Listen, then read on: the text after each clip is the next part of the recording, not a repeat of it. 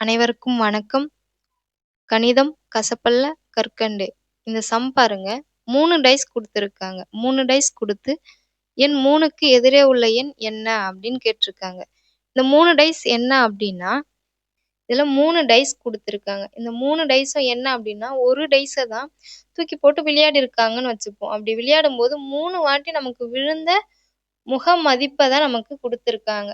இப்போ நார்மலா ஒரு டைஸ் அப்டின்னா, நமக்கு என்ன வேல்யூலாம் வரலான்னா 1, 2, 3, 4, 5, 6.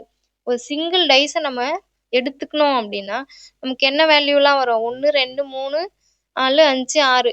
இந்த வேல்யூ தான் வர வாய்ப்பு இருக்கு. இப்போ 3க்கு ஆப்போசிட்ல என்ன நம்பர் இருக்குன்னு கேட்குறாங்க. இந்த 3க்கு ஆப்போசிட் இந்த சைடு இருக்க பக்கம் என்ன வேல்யூ வரும்னு நமக்கு தெரியாது. ஆனா இந்த 2ம் 1ம் வர வாய்ப்பு கிடையாது. ஏன்னா இந்த 3க்கு பக்கத்திலேயே இருக்கு. ஆப்போசிட்ல இந்த சைடுல வர வாய்ப்பு இல்ல.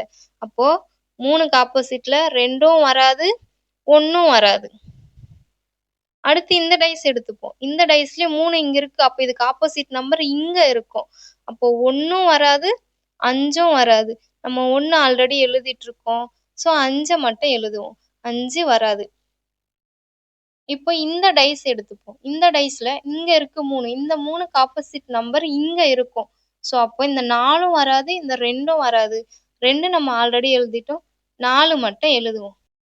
இப்போ ஒரு டைஸ்ன்னு எடுத்தனாலே நமக்கு 1, 2, 3, 4, 5, 6 இந்த நம்பர்ஸ் தான் வரும்.